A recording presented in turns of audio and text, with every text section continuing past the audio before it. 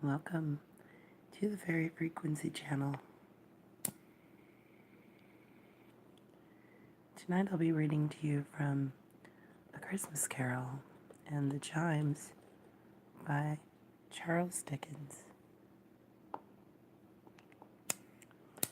If you have missed any of the previous chapters of this wonderful classic Christmas story, you can find them in our original playlist titled A Christmas Carol and the Chimes. If you're new to our channel, please make sure that you smash the like for us and then hit that big red button and the little bell so that you get all of our channel notifications. Tonight's chapter is the last chapter of A Christmas Carol before we start the chimes. So, it is called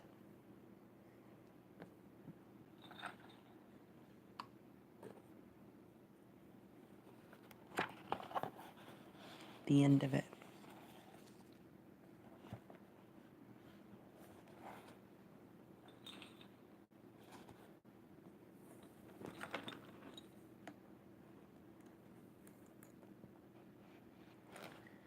Yes, and the bedpost was his own. The bed was his own. The room was his own. Best and happiest of all, the time before him was his own, to make amends in. I will live in the past, the present, and the future, Scrooge repeated as he scrambled out of bed. The spirits of all three shall strive within me. O Jacob Marley, heaven, and the Christmas time, be praised for this, I say it on my knees, old Jacob, on my knees. He was so fluttered and so glowing with his good intentions that his broken voice would scarcely answer to his call. He had been sobbing violently in his conflict with the spirit, and his face was wet with tears. "They are not torn down," cried Scrooge, folding one of his bed curtains in his arms. "They are not torn down, rings and all. They are here. I am here.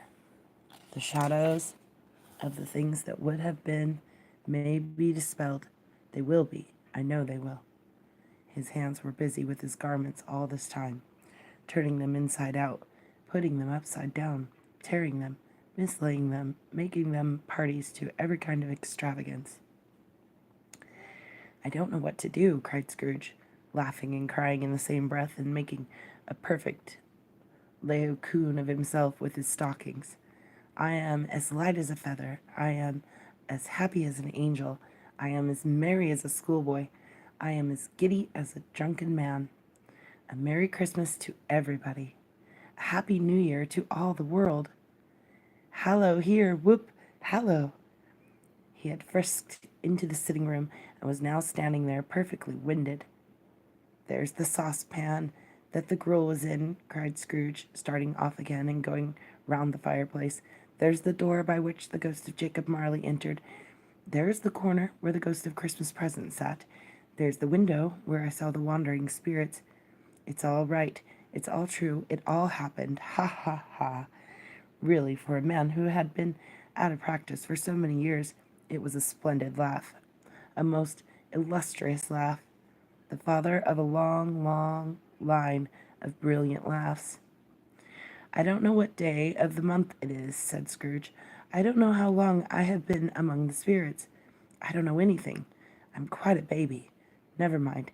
I don't care. I'd rather be a baby. Hallo whoop. Hallo here." He was checked in his transport by the churches, ringing out the lustiest peals he had ever heard. Clash, clash, hammer, ding, dong, bell. Bell, dong, ding, hammer, clang, clash. Oh, glorious, glorious. Running to the window, he opened it and put out his head. No fog, no mist. Clear, bright, jovial, stirring, cold, cold, piping for the blood to dance to. Golden sunlight, heavenly sky, sweet fresh air, merry bells. Oh, glorious, glorious. "What's today?" cried Scrooge, calling downward to a boy in Sunday clothes who perhaps had loitered in to look about him. "Eh?" returned the boy with all his might of wonder. "What's today, my fine fellow?" said Scrooge. "Today," replied the boy. "Why, Christmas Day." "It's Christmas Day," said Scrooge to himself. "I haven't missed it. The spirits have done it all in one night. They can do anything they like. Of course they can. Of course they can. Hallo, my fine fellow. Hallo," returned the boy. "Do you know the poulterers in the next street, but one at the corner?" Scrooge inquired. "I should hope I did," replied the lad. "An intelligent boy," said Scrooge. "A remarkable boy. Do you know whether they've sold the prize turkey that was hanging up there?" "Not the little prize turkey, the big one." "What? The one as big as me?" returned the boy. "What a delightful boy," said Scrooge. "It's a pleasure to talk to him. Yes, my buck. It's hanging there now," replied the boy. "It is," said Scrooge. "Go and buy it." "Walker!" exclaimed the boy. "No, no," said Scrooge. "I am in earnest. Go and buy it, and tell him to bring it here, that I may give them the directions where to take it. Come back with the man, and I'll give you a shilling. Come back with him in less than 5 minutes, and I'll give you half a crown." The boy was off like a shot. He must have had a steady hand at a trigger who could have got a shot off half so fast. "I'll send it to Bob Cratchit's," whispered Scrooge, rubbing his hands and splitting with the laugh. "He shan't know who sends it. It's twice the size of Tiny Tim. Joe Miller never made such a joke as sending it to Bob's will be.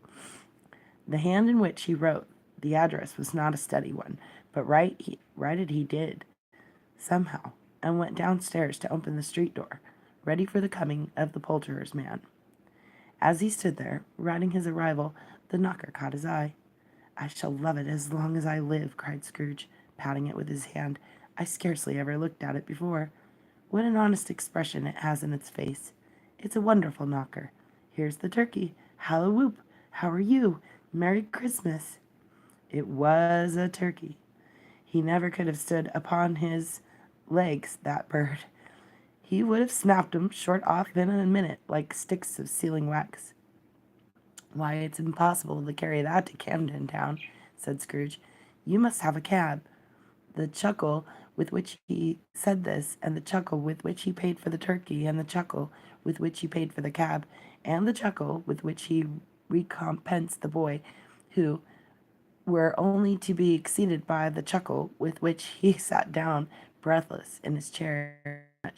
And shaving requires attention, even when you don't dance while you're at it. But if he had cut the end of his nose off, he would have but a piece of sticking plaster over it and been quite satisfied. He dressed himself all in his best, and at last got out into the streets. The people were by this time pouring forth, as he had seen them with the ghost of Christmas present, and walking with his hands behind him, Scrooge regarded everyone with a delighted smile. He looked so irresistibly pleasant, in a word, that 3 or 4 good-humored fellows said, "Good morning, sir. A Merry Christmas to you." And Scrooge said often afterwards that of all the blithe sounds he had ever heard, those were the blithest in his ears. He had not gone far, when coming on towards him, he beheld the portly gentleman who had walked into his counting-house the day before, and said, "Scrooge and Marley, but he knew what path lay straight before him, and he took it. "My dear sir," said Scrooge, quickening his pace and taking the old gentleman by both his hands, "how do you do? I hope you succeeded yesterday. It was very kind of you. A Merry Christmas to you, sir." "Mr. Scrooge?" "Yes," said Scrooge, "that is my name, and I fear it may not be pleasant to you. Allow me to ask your pardon, and will you have the goodness—" Here Scrooge whispered in his ear. "Lord bless me," cried the gentleman, as if his breath were taken away. "My dear Mr. Scrooge, are you serious?" "If you please," said Scrooge, "not a farthing less. A great many back payments are included in it, I assure you. Will you do me that favor?" "My dear sir," said the other, shaking hands with him, "I don't know what to say to such munifa—" "Don't say anything, please," retorted Scrooge. "Come and see me. Will you come and see me?" "I will," cried the old gentleman, and it was clear he meant to do it. Thank ye, said Scrooge. I am much obliged to you. I thank you 50 times. Bless you. He went to church and walked about the streets and watched the people hurrying to and fro, and patted the children on the head and questioned beggars, and looked down into the kitchens of houses and up to the windows, and found that everything could yield him pleasure. He had never dreamed that any walk, that anything, could give him so much happiness. In the afternoon, he turned his steps towards his nephew's house. He passed the door a dozen times before he had the courage to go up and knock, but he made a dash and did it. Is your master at home, my dear? Said Scrooge to the girl. Nice girl, very. Yes, sir. Where is he, my love? Said Scrooge. He's in the dining room, sir, along with mistress. I'll show you upstairs, if you please. Thank ye. He knows me, said Scrooge, with his hands already on the dining room lock. I'll go in here, my dear. He turned it gently and sidled his face in, round the door. They were looking at the table, which was spread out in a great array, for these young housekeepers are always nervous on such points and like to see that everything is right. Fred, said Scrooge. Dear heart alive, how his niece by marriage started. Scrooge had forgotten for the moment about her sitting in the corner with the footstool, or he wouldn't have done it on any account. Why, bless my soul, cried Fred. Who's that? It's I, your Uncle Scrooge. I've come to dinner. Will you let me in, Fred? Let him in. It is a mercy he didn't shake his arm off. He was at home in 5 minutes. Nothing could be heartier. His niece looked just the same. So did Topper when he came. So did the plump sister when she came, and so did everyone when they came. Wonderful party, wonderful games, wonderful unanimity,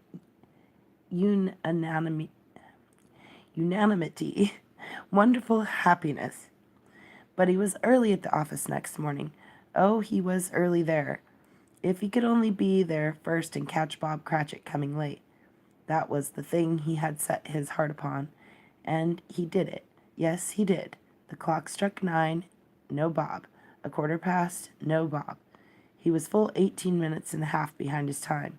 Scrooge sat with his door wide open, that he might see him come into the tank. His hat was off. Before he opened the door, his comforter too. He was on his stool in a jiffy, driving away with his pen, as if he were trying to overtake 9 o'clock. Hallo, growled Scrooge, in his accustomed voice, as near as he could feign it. What do you mean by coming here at this time of day? I'm very sorry, sir, said Bob. I am behind my time. You are, repeated Scrooge. Yes, I think you are. Step this way, sir, if you please. It's only once a year, sir, pleaded Bob, appearing from the tank. It shall not be repeated. I was making rather merry yesterday, sir. Now, I'll tell you what, my friend, said Scrooge. I'm not going to stand this sort of thing any longer. And therefore, he continued, leaping from his stool and giving Bob such a dig in the waistcoat that he staggered back in the tank again, and therefore I'm about to raise your salary. Bob trembled and got a little nearer to the ruler. He had a momentary idea of knocking Scrooge down with it, holding him and calling to the people in the court for help and a straight waistcoat. A Merry Christmas, Bob, said Scrooge, with a earnestness that could not be mistaken as he clapped him on the back. A merrier Christmas, Bob, my good fellow, than I have given you for many a year. I'll raise your salary and endeavor to assist your struggling family, and we will discuss your affairs this very afternoon over a Christmas bowl of smoking bishop, Bob. Make up the fires and buy another coal scuttle before you dot another I, Bob Cratchit. Scrooge was better than his word. He did it all, and infinitely more.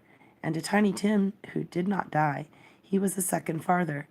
He became as good a friend, as good a master, and as good a man as the good old city knew, or any other good old city, town, or borough in the good old world. Some people laughed to see the alteration in him, but he let them laugh, and little heeded them, for he was wise enough to know that nothing ever happened on this globe for good, at which some people did not have their fill of laughter in the outset, and nothing that such as these would be blind anyway.